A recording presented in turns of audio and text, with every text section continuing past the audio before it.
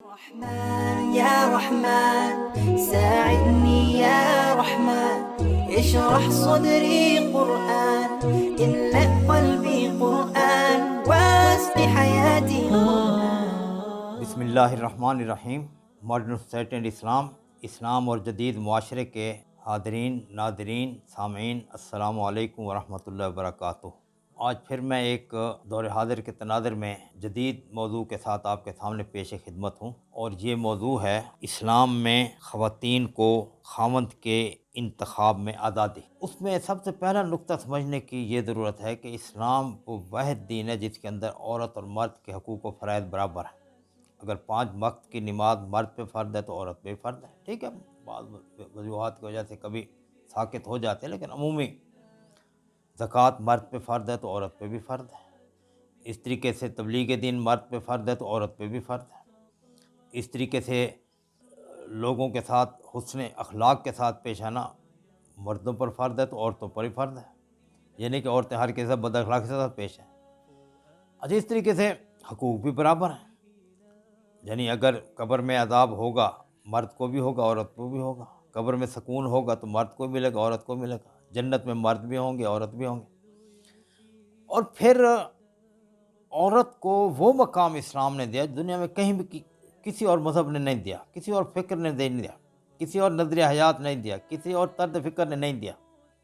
Communism نے نہیں دیا، سوشلزم نے نہیں دیا، ڈیموکریسی نے نہیں دیا، کیپٹلزم نے نہیں دیا، یہودیت نے نہیں دیا، عیسائیت نے نہیں دیا، ہندو مت نے نہیں دیا، بدھ مت نے، کسی نے بھی نہیں دیا. اور وہ مقام وہ ہے کہ جس میں مرد عورت کو اپنے خامد اور مردوں سے بھی اونچا مقام دیتے ہیں کہ جنت تحت اقدام امہاتکم، جنت تمہارے ماؤں کے قدموں کے نیچے. ماں کی حیثیت سے، بیٹی کی حیثیت سے، بہن کی حیثیت سے، بیوی کی حیثیت سے. اور آپ دیکھیں کہ بیوی کا رشتہ اسلام میں وہ رشتہ ہے کہ باقی سارے ٹوٹ جاتے ہیں لیکن بیوی کا رشتہ دنیا میں بھی قائم رہتا ہے اور آخرت میں بھی قائم رہے گا. اتنا زبردست رشتہ ہے. تو خیر، میں اپنے موضوع کی طرف آتا ہوں کہ پہلی چیز تو یہ نقطہ دیکھ رہے ہیں اسلام میں عورت اور مرد کے حقوق برابر ہیں. میں نے پہلے بھی ایک لیکچر میں آپ کو بتایا تھا، سورہ احزاب آیت نمبر 35 کا مطالعہ کریں. اس کے اندر اللہ تعالیٰ نے دونوں کو اکٹھے ذکر کیا. ان المسلمین والمسلمات والمؤمنین والمؤمنات والقانتین والقانتات والخاشعین والخاشعات والصادقین والصادقات والصابرین والصابرات الی آخر الآیہ. تمام برابر چاہیں. اعد اللہ لہم جنات و اجرا عظیما، اللہ تعالیٰ نے ان کے لیے بڑا اجر تیار کیا. اور اس طریقے سے آپ دیکھیں کہ قرآن میں ہر مقام پہ جہاں بھی آیا ہے کہ یا الناس انا خلقناکم من ذکر و انثی، صرف مرد سے پیدا نہیں کیا، مرد اور عورت دونوں سے پیدا کیا اللہ تعالیٰ نے، دونوں برابر. دوسرا نقطہ آپ یہ ذہن میں رکھیں کہ اسلام نے لوگوں کو آزادی دی ہے. رسول اکرم صلی اللہ علیہ وسلم فرمایا کہ لوگ جہنم کے گر رہے تھے، میں نے گردن سے پکڑ ان کو جہنم سے نکالا ہے. وَكُنْتُمْ عَلَىٰ شَفَا حُفْرَةٍ مِّنَ النَّارِ فَانْقَذَكُم مِّنْهَا. اللہ تعالیٰ نے اس کا اظہار ایسے کیا. حضرت عبد الرحمن بن عوف رضی اللہ عنہ نے خواب دیکھا کہ میں ایک گڑھے میں گر رہا ہوں اور رسول صلی اللہ علیہ وسلم، جو مکے کی بات ہے، مجھے بچا رہے ہیں. تو آپ نے فرمایا میں تو جہنم سے بچا رہا ہوں. مسلمان ہو گئے اور جل و قدر صاحب بنے، سابقون الاولون بنے، اولون میں سے ان کا شمار ہوتا ہے. والسابقون الاولون من المہاجرین والانصار والذین اتبعوہم بإحسان رضی اللہ عنہ ورضوا عنہ.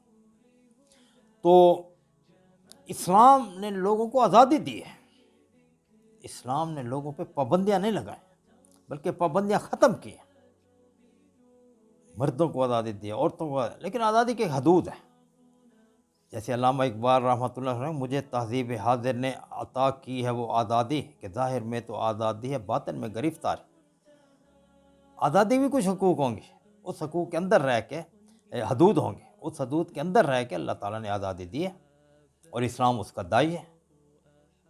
تو دوسری چیز یہ ہے، اس لیے اللہ تعالیٰ نے سورہ اعراف آیت نمبر 153 ہے شاید، اس کے اندر فرمایا ہے کہ نبی کی نثانی کی ہے.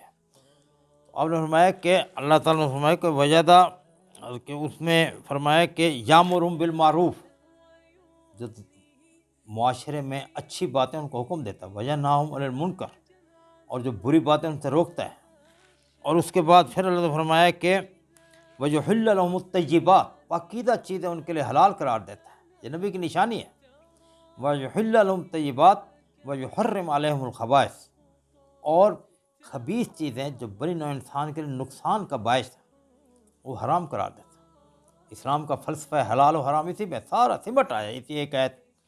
جو چیز بنی نوع انسان کو فائدے کا باعث ہے وہ حلال ہے، جو بنی نوع انسان کو نقصان کا باعث ہے وہ حرام ہے۔ شراب اس لیے حرام ہے کہ انسان کا دماغ خراب کر دیتی ہے، انسان کے بدن کو خراب کر دیتی ہے، اندر انسان کے جو پھپھڑے، اس کا معدہ، اس کے پتے، ہر چیز کو ختم کر کے رکھتا ہے۔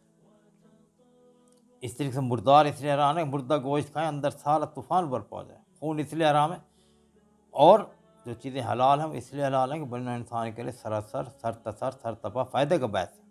اسلام کا فلسفہ حلال ہو وَيَضَعَ عَنْهُمْ إِصْرَهُمْ وَالْأَغْلَالَ الَّتِي كَانَتْ عَلَيْهِمْ، اور ان سے وہ بوجھ جو ہوتے تھے جاہلیت کے، نبی اسے اٹھا کے انہیں آزاد کر دیتا۔ جب آج تم آزاد ہو کہ اب آپ دیکھیں کہ ایک آدمی مرتا ہے، مرنے والا تو مر گیا، لیکن اس میں جو اس کے لواحقین ہیں، اس کی اولاد ہے، وہ پہلے اس کے لیے جو ہے کیا کرے گی، پہلے دن جنازے کا اہتمام کرے گی بڑے زور شور سے، قبر زبردست تیار کرائیں گے، پھر اس کے بعد دیگیں چڑھ رہے ہیں، تیسرے دن کل ہوگا، کل کے اندر 15-20 دیگیں ہوں گے، پھر ساتہ ہوگا 7ویں دن، پھر 15-20 دیگیں، پھر 10واں ہوگا، پھر 40واں ہوگا، پھر 4 جمعراتیں ہوں گی۔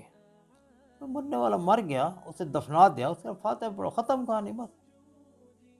اب جو اس کا عمل ہے وہ اس کے ساتھ ہے، ختم، اس کے ساتھ چلا گیا، زیادہ اس کے لیے دعا کرو، اس کے لیے کوئی، لیکن دنیا داری کو دکھانے کے لیے اسلام نے اسے ختم کر دیا، یہ بوجھ اتار دیا۔ اس نے کہا بس جب فوت ہوا، آپ دیکھیں حضرت اپنا ذوالبجادین رضی اللہ تعالیٰ عنہ نوجوان صحابی تھے، جنگ تبوک پہ جب راستے میں فوت ہوئے، جہاں فوت ہوئے وہیں دفن کیا، قبر بنے، آگے چل پڑے۔ صحابہ کرام ساری دنیا پھیلے، یہیں آپ کے راجن پور میں چلے جائیں، ڈیرہ غازی خان سے آگے راجن پور سے 50-60 کلومیٹر دور کو سلیمان کی طرف حضرت سہل بن ندی صحابی رسول، ان کی قبر موجود ہے، یہاں پہ آئے تھے تو مکران میں، یہ اس وقت مکران کا حصہ تھا، لڑتے ہوئے شہید ہو گئے، یہیں دفن ہوئے۔ یہ نہیں کہ مجھے اٹھا کے لے جاؤ جنت البقیع میں، یہ بوجھ ہے۔ اسلام نے ان بوجھوں کو ختم کیا، دفن کیا، بس ختم۔ آپ سے بڑا کون انسان ہو سکتا ہے؟ صحابہ کرام نے آپ کو دفن کیا، اور اس کے بعد بس آپ سے محبت کا عملی ثبوت دینے کے لیے پل پڑے اور دنیا دکھا دیا۔ یہ نہیں کہ آپ کے لیے یہ کر رہے ہیں وہ کر رہے ہیں، نہیں، کچھ بھی نہیں۔ تو وَيَضَعَ عَنْهُمْ إِصْرَهُمْ وَالْأَغْلَالَ الَّتِي كَانَتْ عَلَيْهِمْ، اس طریقے سے اسلام جو ہے لوگوں سے بوجھ اٹھائے انہیں آزاد کرنے آئے۔ نکاح کے معاملے میں دیکھ لیں، کوئی پابندی نہیں۔ حضرت عبد الرحمن بن عوف رضی اللہ تعالیٰ سرمایہ دار صحابی تھے، اسلام نے سرمایہ داری سے منع نہیں کیا، سرمایہ پرستی سے منع کیا ہے۔ اس لیے علامہ اقبال رحمۃ اللہ علیہ، کب ڈوبے گا سرمایہ پرستی کا سفینہ، دنیا ہے تیری منتظر اے روز مقافات، تو قادر و عادل ہے مگر تیرے جہاں میں ہیں تلخ بہت بندہ مزدور کے اوقات۔ تو یہ جو حضرت عبد الرحمن اور رضی اللہ تعالیٰ عنہ تھے، ایک دو رسول اکرم صلی اللہ علیہ وسلم ملے تو ان کے کپڑوں پہ کچھ سرخ رنگ لگا تھا، انہوں نے کہا یہ کیا؟ انہوں نے کہا یا رسول اللہ میں نے رات کو شادی کی ہے۔ اچھا تو حق مار کتنا لگا؟ انہوں نے کہا 5 کلو ستو۔ یہ نکاح ہو رہا ہے، کوئی پتہ نہیں۔ اور آج جو ہے ایک مصیبت بن گئی نکاح، جو ہے لاکھوں روپے کو جہیز دو، اس کے بعد لاکھوں روپے ولیمے پہ، پھر لاکھوں روپے برات کو کھانے پہ، اور سارا۔ تو اسلام لوگوں کو آزاد کرنے آیا ہے، قید کرنے نہیں آیا۔ تو لہذا پہلا نقطہ یہ ہے کہ اس سلسلے میں کہ عورتوں اور مردوں کے حقوق و فرائض برابر ہیں، اور دوسرا نقطہ یہ ہے کہ اسلام لوگوں کو آزاد کرنے کے لیے آیا ہے، پابند کرنے کے لیے نہیں آیا کہ انہیں پابند کرتے ہیں۔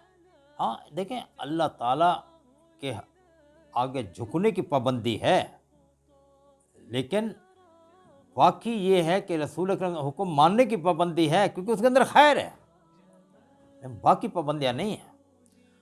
تو اب جب عورت جوان ہو جائے، بلوغت سے ہمکنار ہو جائے، تو پھر اسے آزاد دیا جس کے ساتھ وہ نکاح کرے۔ والدین کو اس بات کا اختیار نہیں ہے، کسی کو بھی اختیار نہیں کہ زبردستی اس کی شادی کرے، نہیں، اسلام نے اسے آزادی دی ہے۔ حتیٰ کہ یہاں تک اگر بچپن میں والدین نے اپنا کوئی چچا زاد، ان کا بیٹا پیدا ہوا، دونوں بھائیوں نے ملنے کے لیے رشتہ کر لیا، بھی یہ میری بیٹی میں تیرے بیٹے کو دوں گا، اور آپس میں ان کا رشتہ ہو گیا، اب جب وہ بالغ ہوگی لڑکی تو خیار البلوغ اصول ہے ہمارا فقہ اسلامی میں، اس سے پوچھا جائے گا کیا تجھے یہ پسند ہے، نہیں پسند ہوگا تو ختم ہو جائے گا رشتہ۔ میں چند مثالیں آپ کے سامنے پیش کرتا ہوں یہ دور صحابہ سے، تاکہ آپ کے سامنے بات واضح ہو جائے، کیونکہ ہمارے لیے حجت رسول اکرم صلی اللہ علیہ وسلم کا عمل ہے، اور پھر صحابہ کرام کا عمل بھی رسول اکرم صلی اللہ علیہ وسلم کے عمل سے مطابقت رکھتا تھا، اس لیے وہ بھی ہمارے لیے حجت ہے۔ دیکھیں پانی مجھے چاہیے، اور وہ پانی کون سا؟ پاک اور صاف، ٹیوب ویل سے ملتا ہے وہاں سے بھی لے لوں گا، اور اگر نلکے سے ملتا ہے وہاں سے بھی لے لوں گا۔ میں کوئی ٹیوب ویل والا لوں گا، نلکے والا نہیں، نلکے بھی مجھے لینا پڑے گا، کیونکہ وہ بھی پانی اسی زمین سے آ رہا ہے جہاں سے ٹیوب ویل نکل رہا ہے۔ تو یہ جو پانی نکل رہا ہے یہ بھی اسی رسول اکرم صلی اللہ علیہ وسلم کا چشمہ جو تھا، چشمہ وحی، اور جو اللہ تعالیٰ کی طرف سے دیا گیا، اسی سے صحابہ کرام اور خلفائے راشدین کا پانی بھی وہیں سے نکل رہا ہے، تو وہ بھی ہمیں لینا پڑے گا۔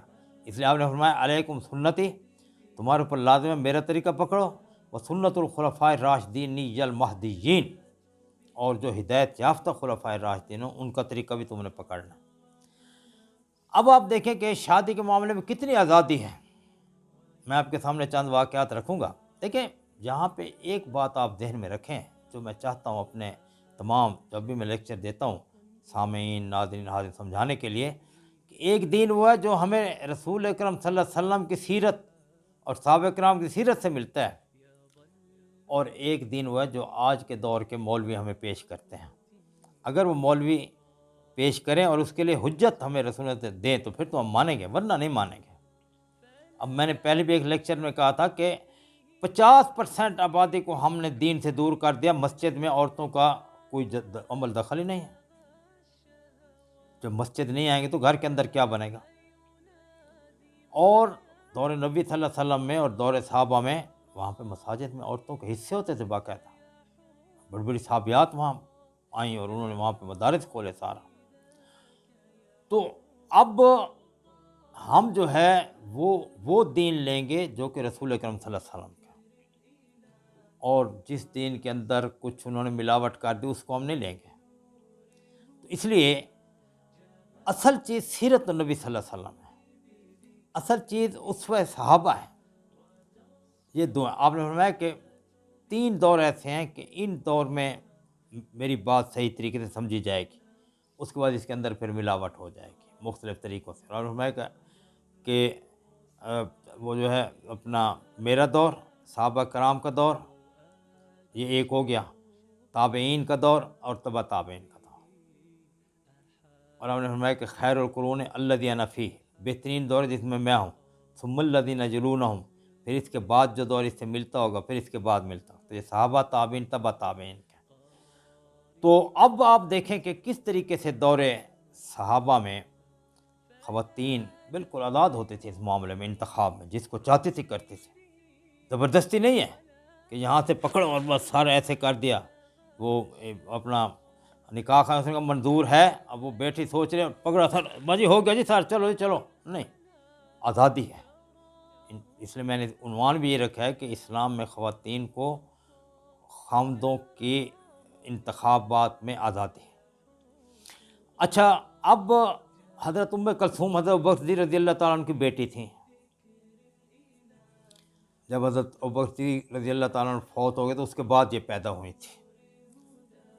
تو جب یہ بالغ ہوئیں تو حضرت عمر رضی اللہ تعالیٰ عنہ امیر المومنین تھے، حکمران تھے، تو انہوں نے حضرت ابوبکر صدیق رضی اللہ تعالیٰ عنہ سے نسبت قائم کرنے کے لیے پیغام بھیجا کہ اس کی شادی میرے ساتھ کر دیں، اور ان کی اس وقت سرپرست تھیں ہماری ماں حضرت عائشہ صدیقہ رضی اللہ تعالیٰ عنہ۔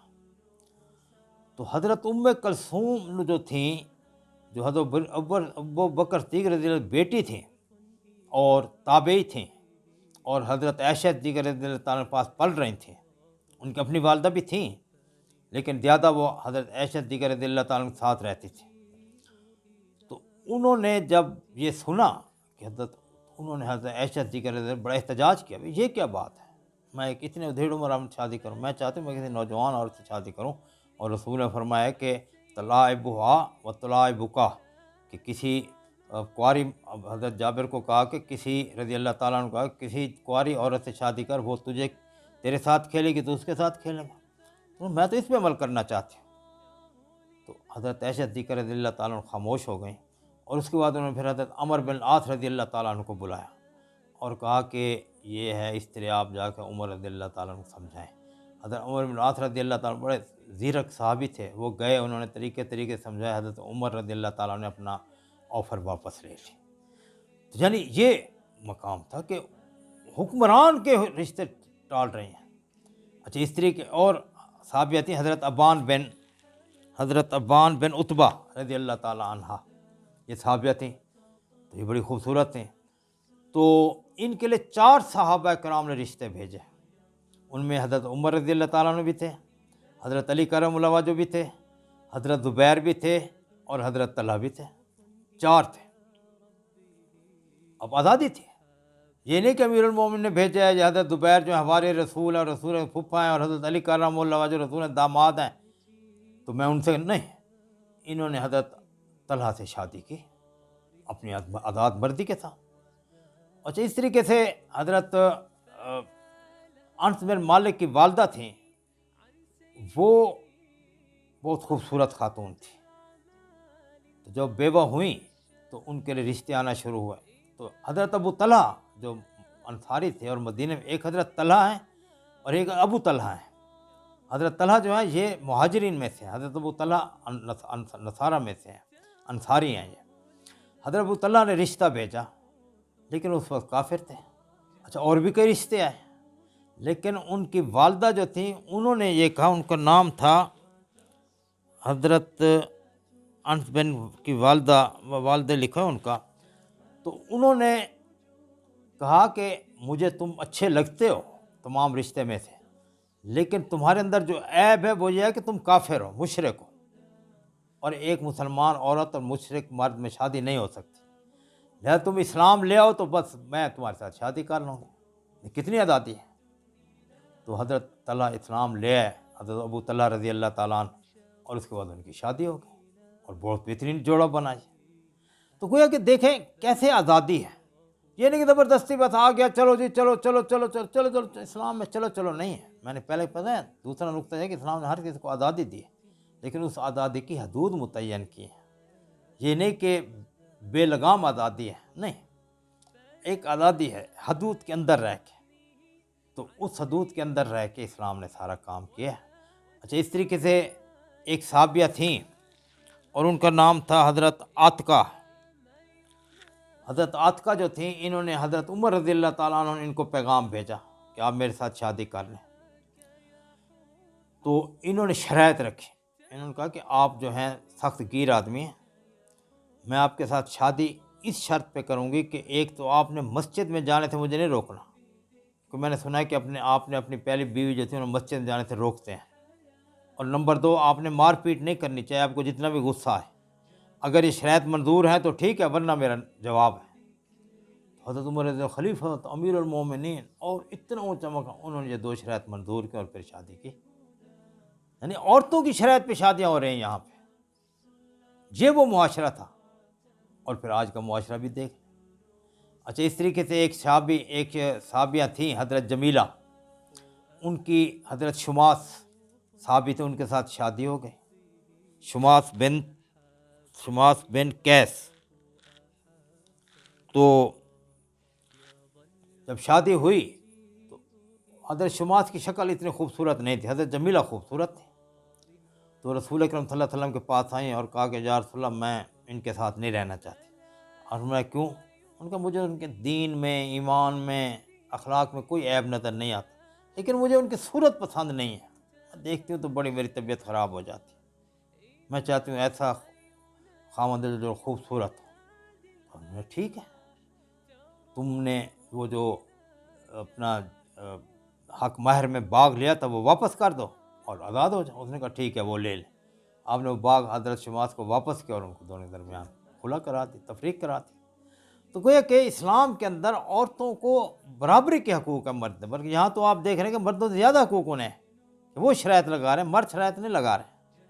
تو لہٰذا اسلام ایک ایسا دین ہے جس نے ایسے معاشرے کی تشکیل دی ہے کہ جس میں عورت اور مرد دونوں میاں بیوی کی حیثیت سے دل جمی کے ساتھ ایک دوسرے کے ساتھ محبت کریں اور پھر اس گھرانے کو پالیں اور وہ گھرانہ آگے پھر بڑھتا چلا جائے اور دیندار ہو. بنیادی اس کا وصف ہو وہ دیندار للمتقین امامہ، متقین کے امام. اور اگر ان کے اندر پہلے دن سے اختلاف ہو، لڑائی جھگڑا ہو، تو اولاد نے تو غارت ہی ہو جانا ہے. لہذا بنیادی اکائی جو ہے اسلامی معاشرے کی وہ یہ خاندان ہے، اور خاندان کی بناوٹ کا بیت عورت اور مرد، خامد اور بیوی کے تعلقات ٹھیک ہوں گے تو خاندان ٹھیک بنے گا. تعلقات ٹھیک نہیں تو خاندان بالکل ختم ہو جائے گا، تباہ ہو جائے گا. اس کے اندر وہ محبت، پیار، مودت، پریم، شیرینی، مٹھاس وہ نہیں رہے گی. دونوں تو ہر وقت لڑ رہے ہیں.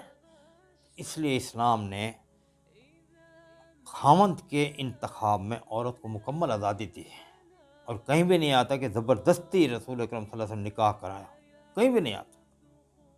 حتیٰ کہ آپ دیکھیں کہ ہماری ماں حضرت صفیہ رضی اللہ تعالیٰ عنہ، یہ دشمن اسلام تھا، حی بن اخطب یہودی تھا بڑا، ان کی بیٹی تھی صفیہ بنت حی رضی اللہ تعالیٰ عنہ. اور جب یہ جنگ خیبر فتح ہوا تو جنگ خیبر کے بعد تو یہ پھر ایک انصارے کے حصے میں آئیں، پھر وہاں سے خیر لمبا قصہ ہے. رسول اکرم صلی اللہ علیہ وسلم کے ساتھ ان کی شادی ہو گئی.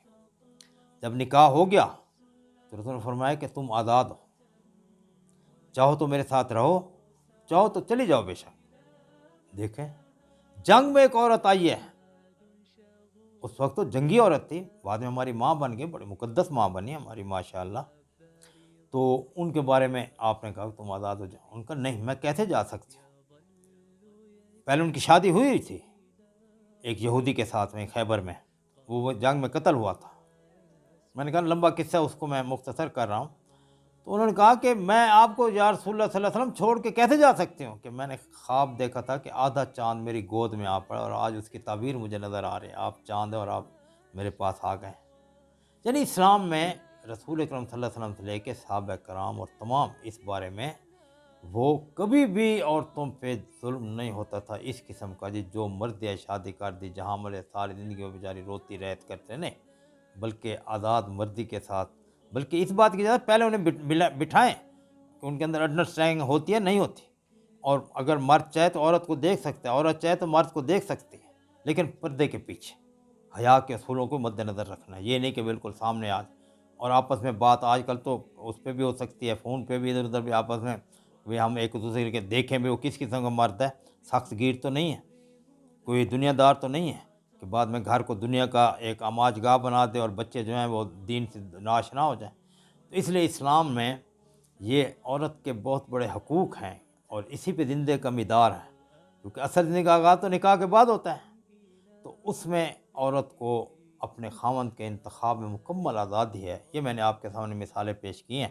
تو آج اگر ہم اس قسم کا معاشرہ بنائیں گے تو پھر تو ہمارا معاشرہ اسلامی اصولوں پہ استوار ہوگا. اگر زبردستی ہوگی تو پھر اسلامی اصولوں پہ استوار نہیں ہو سکتا. اللہ تعالی ہمیں عمل کی توفیق دے. السلام علیکم ورحمۃ اللہ وبرکاتہ.